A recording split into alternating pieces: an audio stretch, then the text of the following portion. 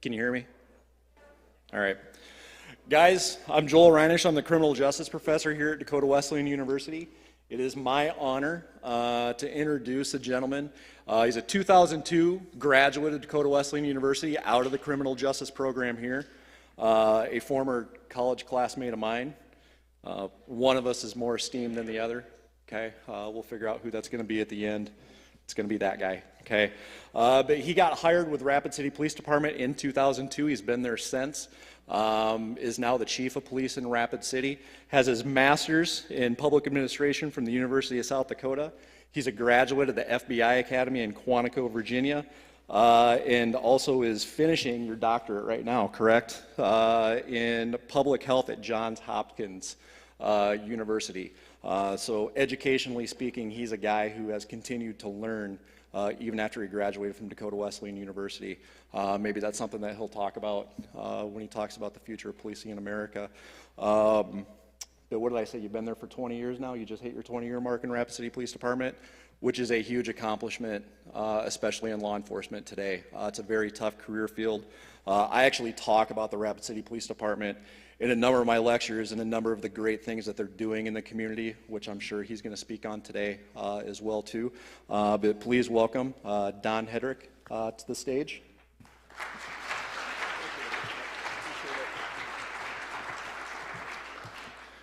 Well, hey, good morning, everybody.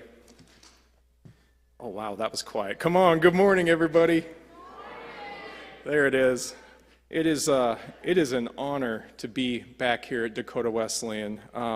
You know, this place has changed a lot in 20 years. But was talking with Joel and some of the others this morning about some of the changes here on campus, and it's pretty cool. One thing that has not changed, though, is the warm welcome from the folks here at the university, and I'm so grateful to be back here and speaking with you a little bit. I was going to share some of the things that we're doing at the Rapid City Police Department. I think it's important to note that not every program is cookie cutter for every community. You know, something that we're doing might not necessarily fit in Mitchell, or it might not fit in Los Angeles, or whatever the case might be. You have to tailor programs to your community. So just a little bit about me. I actually grew up in Minnesota, and I went to college here on a football scholarship and an academic scholarship, and played for the football team for 4 years. And I was a little bit of a lost individual when I was about to graduate from college, and it doesn't seem that long ago that I was in your shoes. But I was looking for a job, and many of the folks that I went to college with were getting jobs, and school was winding down for me. And my criminal justice advisor ran into me in the hallway, and he said, "What are you going to do? Like, what's your plan? What are you going to do with your life?" And I was feeling that stress because I wasn't sure. And I thought maybe I'd go to law school. It was kind of a rough idea I had in my head, and my advisor looked at me and he said, you just missed a really nice guy from Rapid City." And I was like, Rapid City, like City of Rapid Cities, like police department. And that was kind of a new thought for me at the time, 20 years ago. I didn't really know many police officers. Thankfully, hadn't had a lot of engagement with police officers. And I kind of had this vision in my mind of what they were supposed to be like, you know, maybe in their 40s, kind of crabby, like a mustache, right? That was the vision I had in my mind back then. But my advisor kind of prodded me, and I called this police recruiter from Rapid City, and he was already an hour down the road, and he decided to turn around and come back to Mitchell just to meet with me. And I thought, hey, that's pretty cool. And you know, meeting this young police officer, it was nothing, you know, he did not match this stereotype I had in my head. He was a young, energetic, hard-charging individual who just wanted to make his community a better place, and I thought, well, that's pretty cool. I might be able to get on board with that. So I went out to Rapid City, and I jumped in a police car and watched the job in action, and immediately I was hooked. Like, I was like, this is where I want to be. I couldn't imagine, sitting behind a desk at that time and having a job where it was monotonous, same thing day after day, and police work is very much not that. Now I think it's kind of funny because most of the time I'm behind a desk and working on paperwork and budgeting and things, but somebody's got to do that. So for me, as said, I've been with the department 20 years. It's went by in a flash, in a blink, and I've been pretty fortunate in that I've got to do a lot of different things throughout the department. I was a detective for a while. I was on the SWAT team for a while.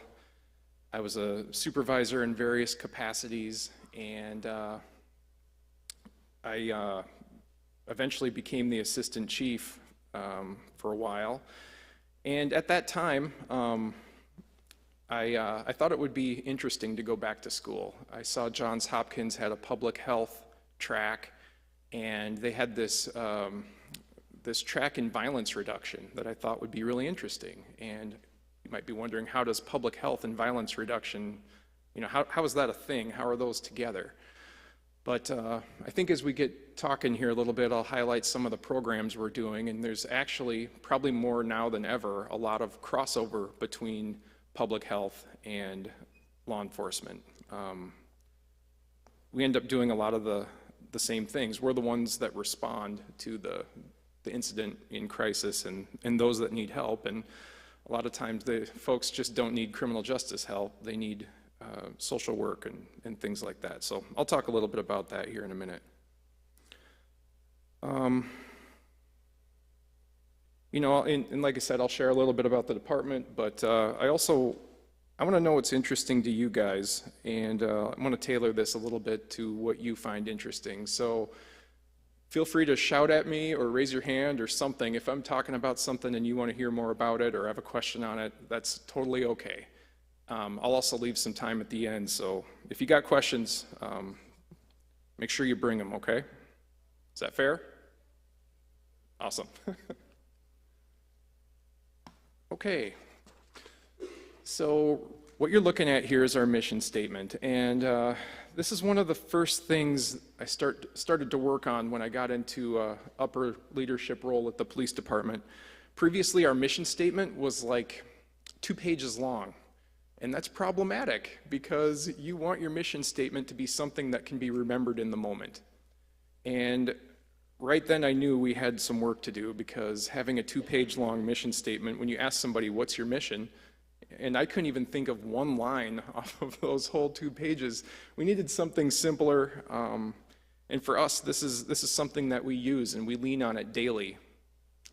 For one, when I'm sitting and having to make some sort of decision, I think to myself, am I putting the community first?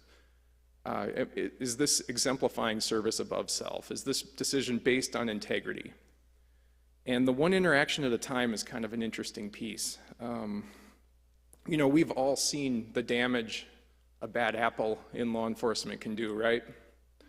We've witnessed that.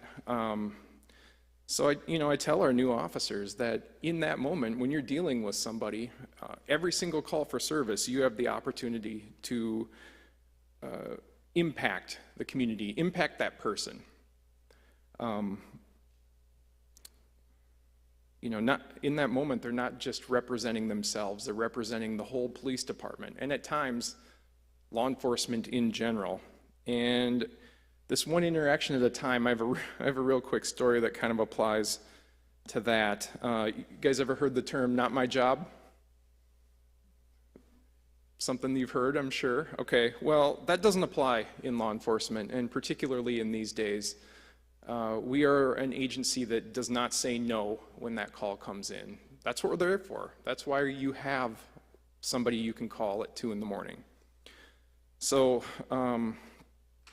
I think back to a time when I was a brand new police officer, and I was on the cool shift, the night shift, where all the action was, and stuff that I thought was cool to respond to back then. It was a summer night. I had the windows rolled down. It was hot. The radio was very loud with lots of calls coming in, and it was like right around bar close, and there was a bunch of fights downtown, and I started to drive that way, and I got this call that came in, and there wasn't a lot of information on there, but it said, there's a lady who needs help with a cricket. Yeah, like the insect, a cricket.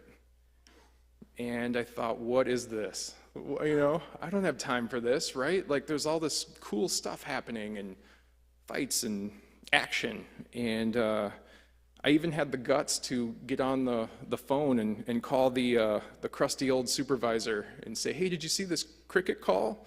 And he said, yeah. And I'm like, you know, do I have to go to this? And he's like, yeah, it's what we do. And he hung up on me. He might have even had a explicit word or two in there from what I remember. It was like, shut up and go to the call. So I did. And I can remember maybe driving there slow and kind of pouting, you know, because I heard all my buddies getting into all the action. And I, you know, walk up to the door, dragging my feet, and I knock on the door, and guess how big I felt in that moment? About this big, when a lady that had a visual impairment, she was blind, hadn't slept in days, she was crying, and she didn't have anybody else to call at 2 in the morning. No friends, no family living in town. And this cricket had kept her up for days.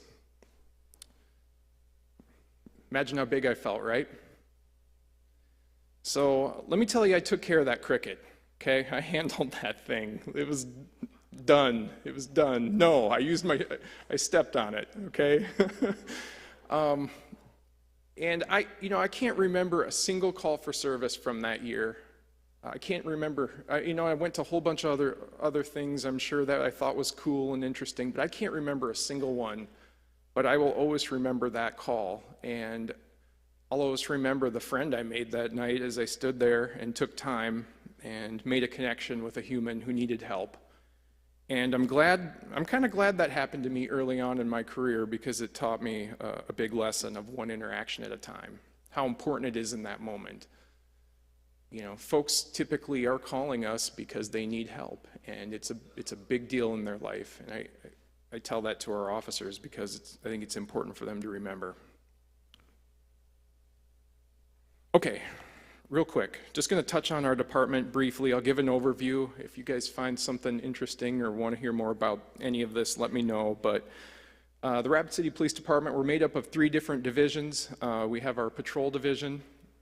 It's kind of the main, it's what you think of when you think of police, probably. They drive the black and white cars, they wear a uniform, they show up to calls for service. We break our city down into 4 different sectors, and officers and a supervisor are assigned to a sector. And it's their job to get to know the problems, the concerns, the people in each one of these sectors so that they can work together as a team with the community to try and address issues.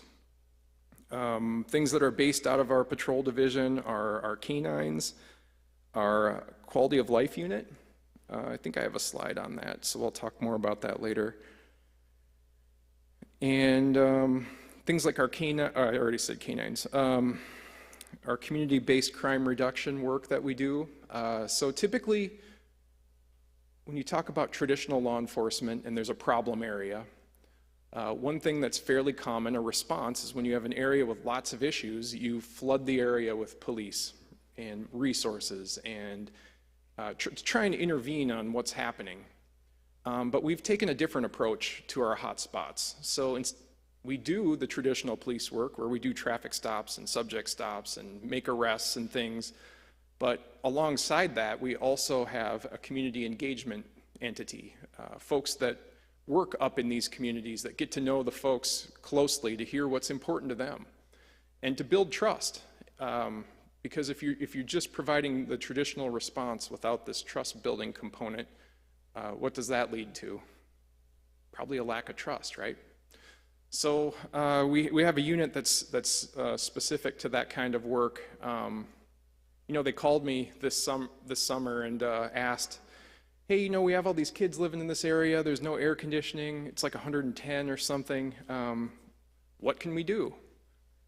And we talked about it and thought about it, and it's not that hard to go out and buy some ice cream cones and get the fire department to turn on their hose for a sprinkler party, kind of a makeshift deal.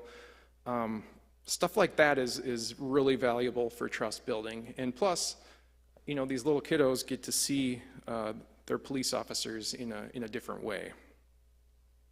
Okay, so that's our patrol division. Our criminal investigation division is made up of our detectives. We have a lot of different branches where you can go in the detective division. We have our drug unit, we have our internet crimes against children unit, property crimes meaning assaults and homicides and things like that.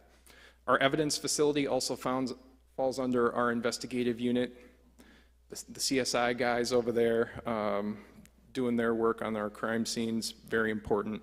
And then lastly, we have our support services, and that's kind of everything else that helps to keep the machine rolling behind the scenes. So our training, our hiring, our records division, our technology division, our fleet, our accreditation, our grants management.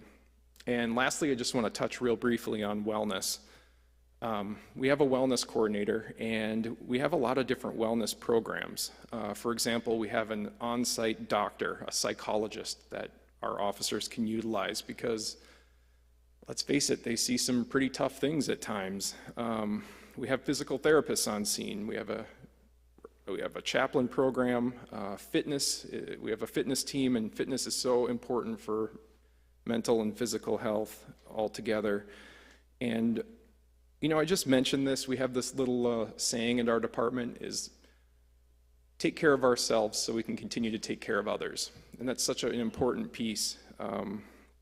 So wellness over the last couple of years has been really a push at the Rapid City Police Department. Okay, so collective healing, what does that mean? So a lot of the work that we do, a lot of our programs at the police department in Rapid City are based around trauma-informed policing. So acknowledging that trauma is real and it exists. And Rapid City is a little bit unique in that we had some pretty terrible things happen not so long ago up there. We had the Wounded Knee massacre that occurred just down the road. We had a boarding school in Rapid City where folks in our community were put into a school and essentially stripped of their culture. And we have people walking around today in Rapid City that went to a boarding school. And, as I said, I didn't grow up in Rapid City. Honestly, I had very little engagement with our Native American population prior to moving to Rapid City. And, I can remember going to one of the very first calls for service that I went to. Somebody had called and asked for help.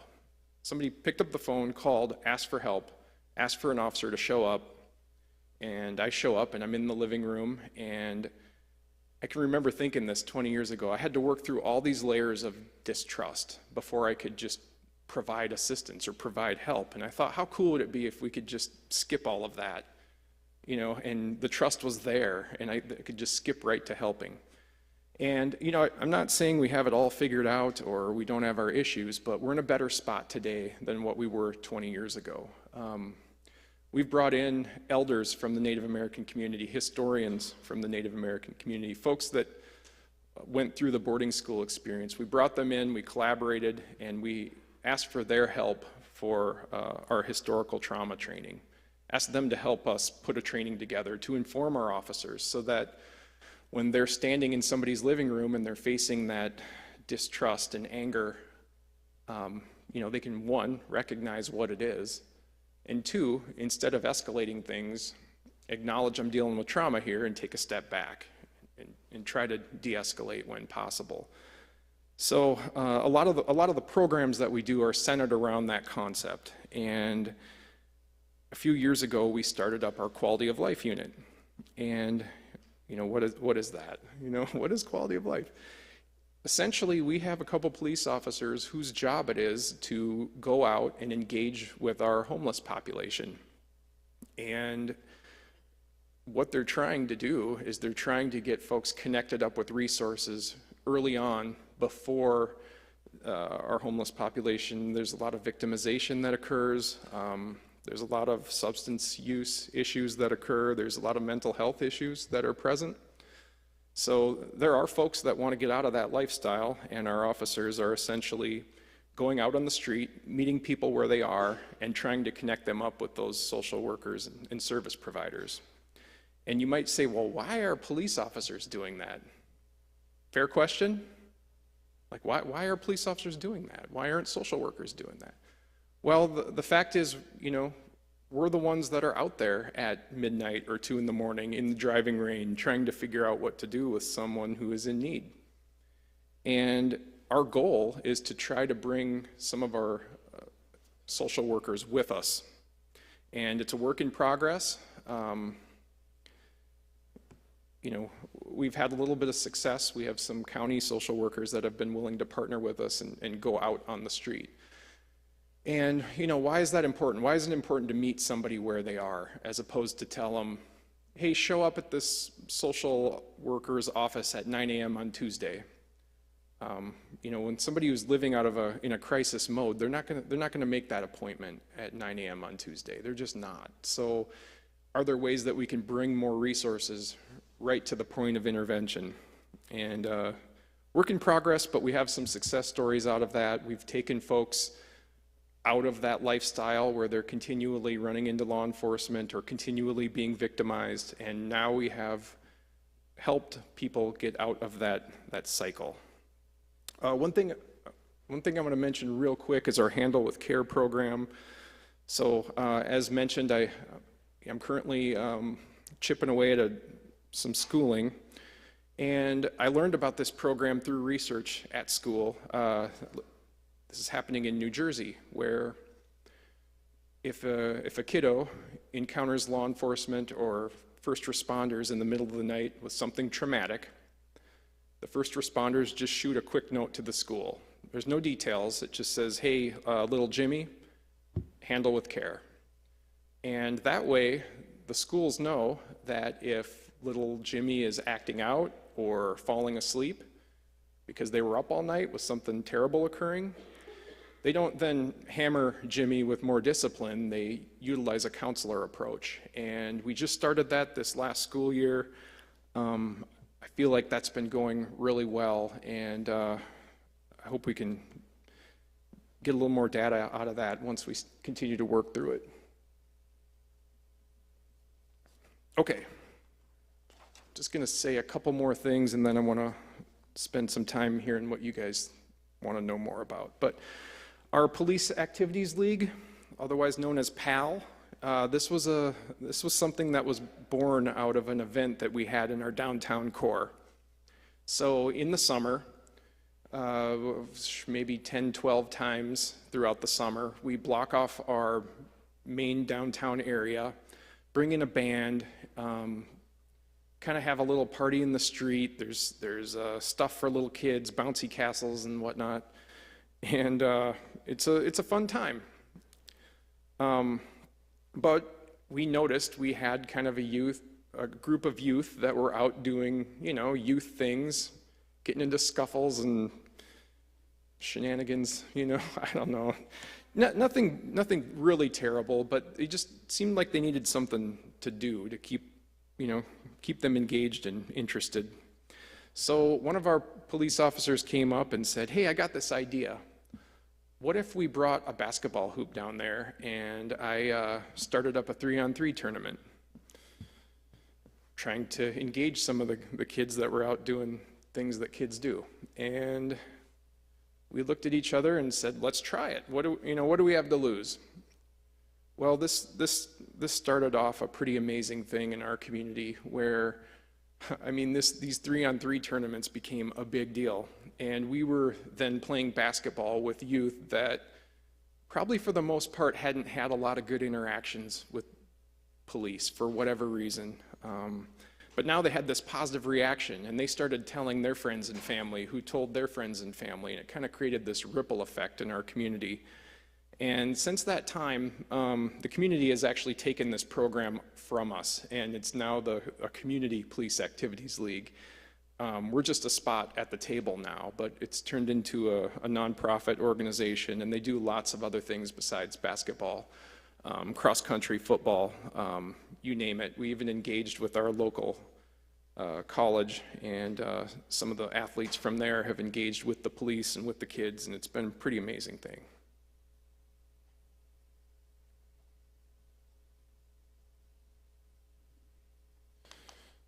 All right, I want to touch on Journey On really quick. So this is a very new program in Rapid City, and I would say it's probably pretty new in the nation, this sort of thing. So I mentioned our homeless crowd that we have in Rapid City. It's pretty large. We're talking hundreds of people, and some want to live on the streets, some enjoy it. It's kind of, it sounds weird maybe to hear that, but we have folks that want to live that life. And then we have folks that want to get out of that lifestyle and want to do something different. So, you know, I have a couple examples of this, but not so long ago, I was at City Hall.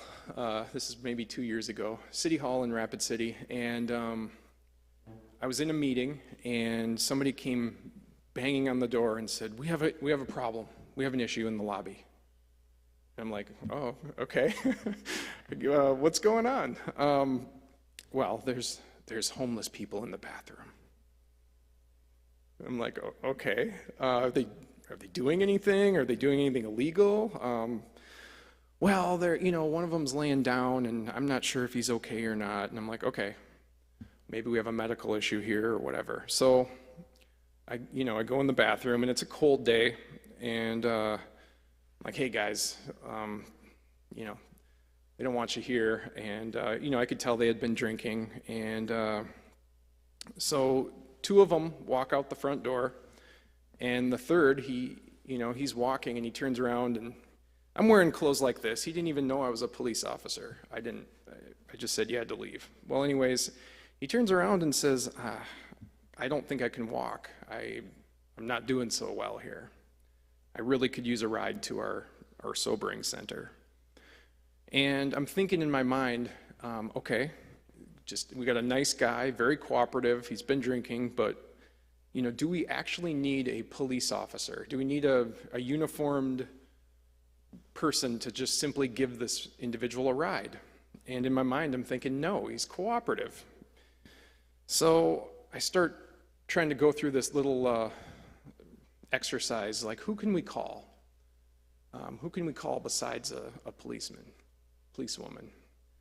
And I'm thinking, okay, maybe the fire department would do it. And I pick up the phone, and they're like, well, are they injured? No. Man, we can't transport them. Okay, fair enough. I call the sobering center. Hey, I got an individual who needs a ride. We don't do that. Okay. So I strike out, and I end up calling a police officer, and had to pull him away from something fairly important. And he shows up, and he's kind of looking at me like, are you serious? We're busy. And I said, well, I didn't know what else to do. And so this nice fella just gets into the back of the car, and away they go. And it started kind of this chain reaction where I started researching what other communities are doing. And I learned about Eugene, Oregon, and Newark, New Jersey, and even Denver, where they're partnering with community organizations to provide some of these resources. Essentially, when you put somebody in the back of a police car, whether you meant to or not, you're criminalizing them, so to speak. And if somebody isn't necessarily breaking a law, that's not always the best way to go about business. So, I started to learn that other communities are doing this type of work. They're partnering with agencies other than law enforcement, and started reaching out to some of our local groups. And there's a Native American outreach group called Journey On that had just started at that time, and they were doing some street outreach. And what that means is they were, going out on the streets and trying to engage with folks, and essentially doing a lot of the same things our quality of life unit was doing, where they're trying to get people connected with services. And since then, we started talking, and they were very interested in being this support system for the police department. So we've tried it. We're coming up on a year. We've been doing this since December, and since that time, Journey On has handled 10,000 calls for service that would have normally went to a police officer. And instead, this outreach team is giving some of the transports. And I would argue that they're probably doing things differently and better than what we would. So for example, that call where we had an individual and we took him to the sobering center, like when the police officer does that, they drop them off and they're out. Like, that's it. But when Journey On does it, they make that engagement, they make that connection, and they're going back the next day to make sure that that individual gets to their appointment across town. Or they're saying, you know, how can we help? How can we get you connected with entities like Volunteers of America to maybe get them on their feet for a short time so that they can get out of that lifestyle? They're giving them rides back to their family, back to their support systems, things that we couldn't and don't do. So again, this is all kind of a work in progress, but we're hopeful that we can continue to partner on this path between law enforcement and public health.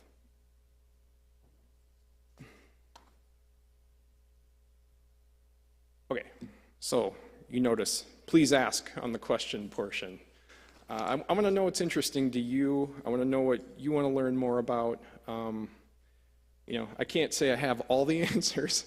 I mean, a lot of the things that are happening with law enforcement right now are incredibly challenging. But I can tell you we're trying really hard to look at things in a different way in Rapid City.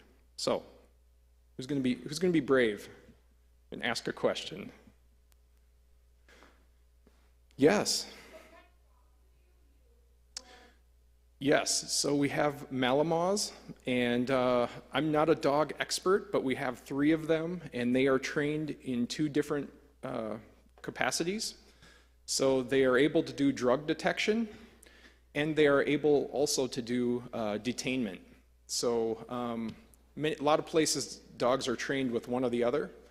Like they're either trained to be like a force tool to detain or hold or whatever the case might be, chase somebody that's running.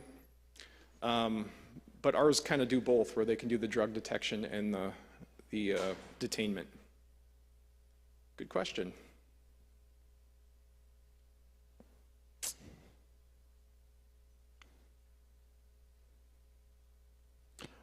I'll ask one, Don. Okay.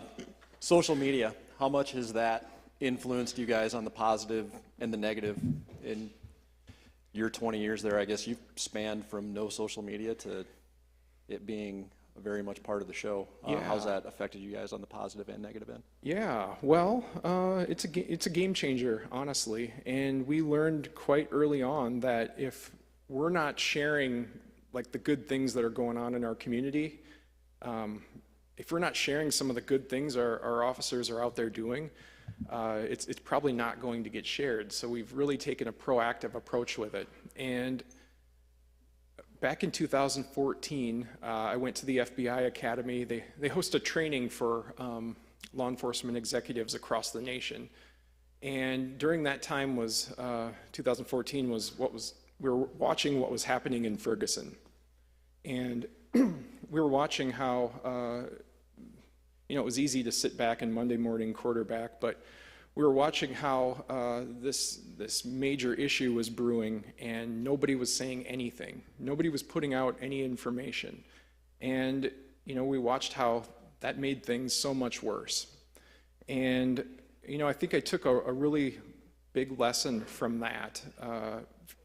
And one of the best ways to reach people nowadays, as you are probably all well aware, is social media. So when something happens in our community, we try to just get out there and say what we can. The days of, nothing to see here, move it along, official police business, that's unacceptable. People want to know what's going on. They want to know how their tax dollars are being used. And rightfully so. For us, we've taken the opportunity. We try really hard to share what we can. If we can't share something, we try to say that too. Like, hey, we can't give you that information because this involves a victim, and we don't want to make sure that we're trying to protect that victim, and we're trying to make sure that we don't make things worse on them by sharing a name or something like that. So transparency, I think, is the key, and I think what you'll find is if you are open and transparent, folks will tend to trust you. If you can share the why, it's really important. That's a good question. Yeah, the student over here. What do you guys after police officers? Like, are you above, below? Or like, what are you doing for recruiting purposes? Good question. Somebody tell you to ask that. That was good. So yeah, we are in this unique time right now. You know, since I've been with the department, we've always had this stint where we've had people that work the job a couple years and then decide, I'm just not a good fit, or I'm going to move somewhere else. That was pretty common, but after these last couple years, we've witnessed a trend, not only nationwide, a trend of police officers leaving the profession, but we've also noticed that in Rapid City, where recently we even had a 14-year individual say, you know what, I can go make more money being an insurance agent, the hours are better, you know, the job maybe won't be as fulfilling, but, you know, I'm gonna go do that. So we've had a little bit of that, but what I'll tell you is that the folks that have stuck around through this really challenging couple years, those are the dedicated individuals that are going back to work despite challenging times. And it's left us with, you know, the most dedicated of the most dedicated are sticking it out and doing the job for the right reasons. So that's a long way of answering that we're trying to hire about 30 police officers right now. And that sounds like a huge number, especially when we have about 157 sworn positions. Sworn meaning 157 law enforcement positions. Some of that's self-inflicted. About 17 of those were positions we tried to add this year to keep up with our call for service ratios. But still, we're hiring. Shameless plug, if you know of anybody. If you're interested, I can tell you when I was sitting in your shoes, as I told you before, it wasn't necessarily on my radar, but if you want a job that is very interesting every single day, and you have the ability to affect true change, and you have the ability to make things better for people, it's a lot of fun too, by the way. So yeah, we're hiring. Good question. You know, what I thought you were going to ask is maybe our ratios on demographics. And I can tell you we share a lot of the same issues that many other departments do. We want our department to reflect our community with, you know, we want people from various backgrounds to come do the job. And one area that we're short in Rapid City is we don't have enough women to balance out our ratios, and we also do not have enough Native American police officers. So we are looking for ways to try and you know, break through those barriers, but it's a challenging job, and there's a lot of different reasons why people might not be interested. So yeah.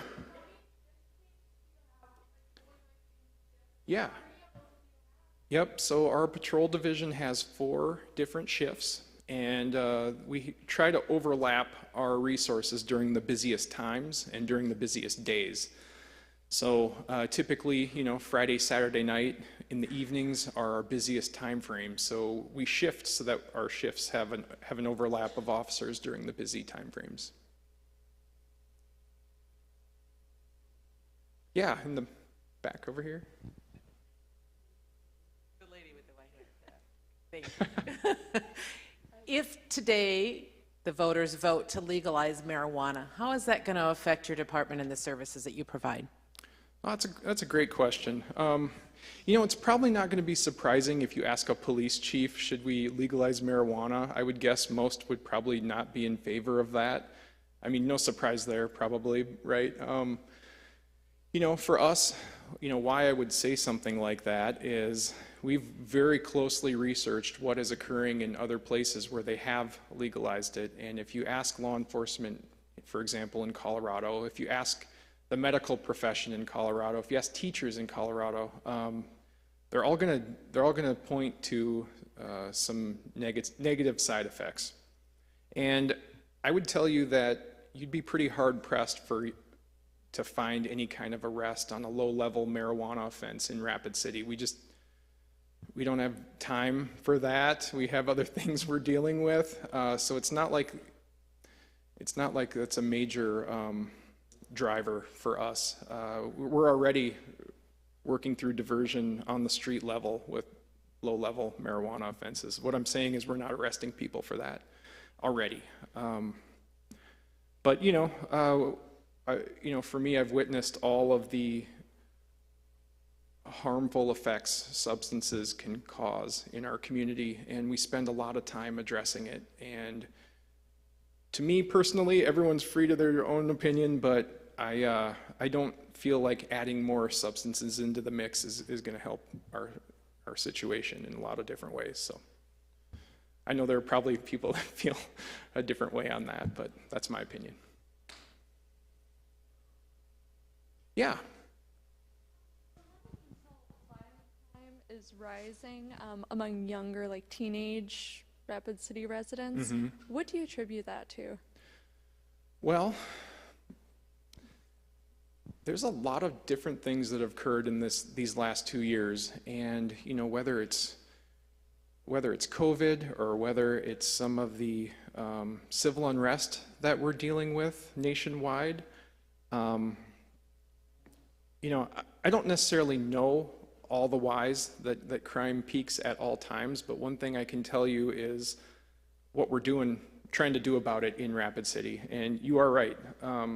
So we took, over the last couple of years, we've noticed individuals that we've run into, kids that have done like pretty terrible things, right?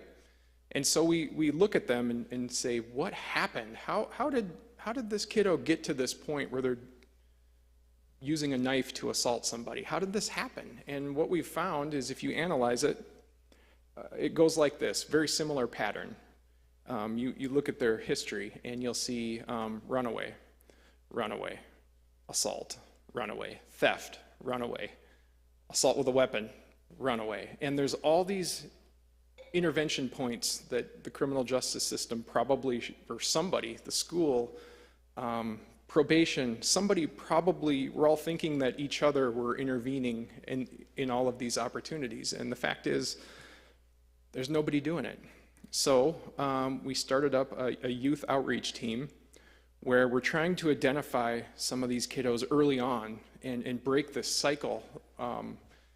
And again, you're probably asking, why are police officers doing that? And I'll answer, because nobody else is. And the last thing we want to see is a kid who's simply trying to run away and get out of a house because there's not resources or there's problems occurring there, and watching that cycle and head down the wrong direction.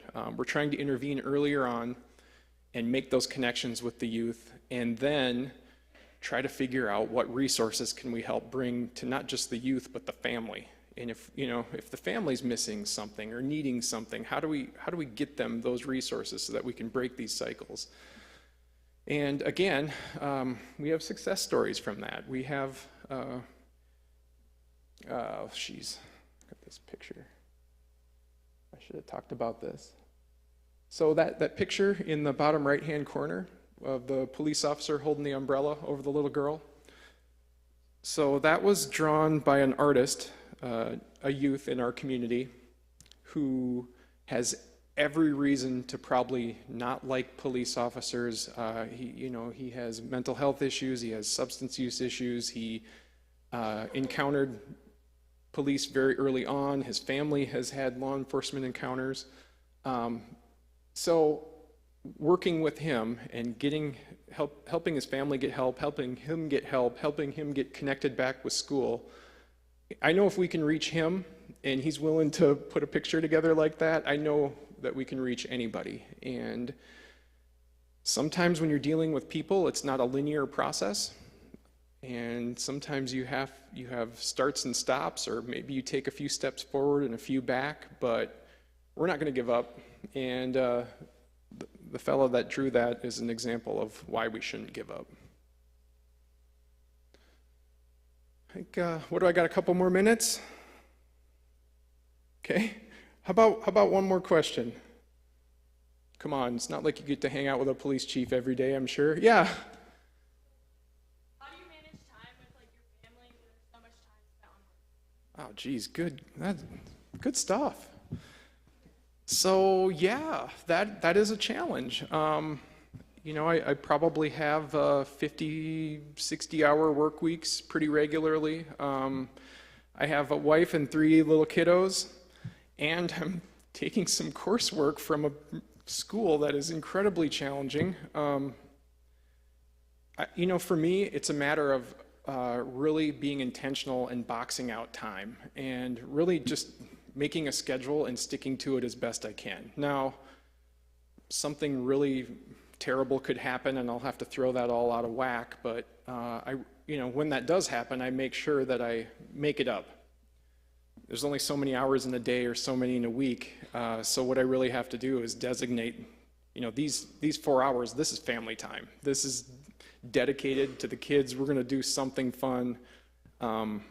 You know, these 3 hours where I get up at 4:30 and hammer away at some schoolwork before work, that's school time. Like, shut the email off and focus on school. So for me, I really just had to get intentional about that, and I had to give up some of the things that aren't as important. I had to put the golf clubs away for a little while, right? Because I have other focuses. So, good question. All right. Well. All right, seeing none other, I forgot to mention Dr. Allen, 2 o'clock, coffee, those sorts of things over in the library if you'd like to meet with Chief Hedrick. And then also tonight at 7 o'clock over in S-Bill, he's going to be giving another presentation as well too if you'd like to be there for that, and something completely different. You're talking violent crime, correct, at 7 o'clock tonight? There's a few things that'll probably be similar, but yeah, it's different focus. All right, other than that, thank you very much for attending. Give him a hand. Thank you.